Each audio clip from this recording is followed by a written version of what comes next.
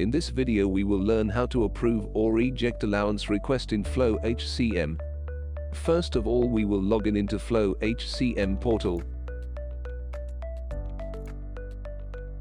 Here is the dashboard. Click on the payroll module on top navigation bar.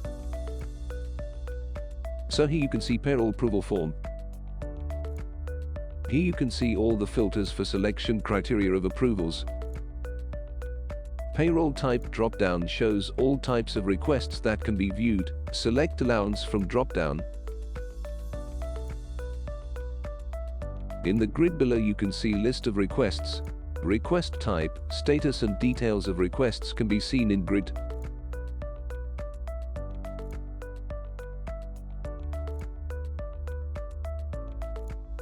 You can either approve or reject any request and enter comments. Then save. System will show a small pop-up indicating that your request is successful.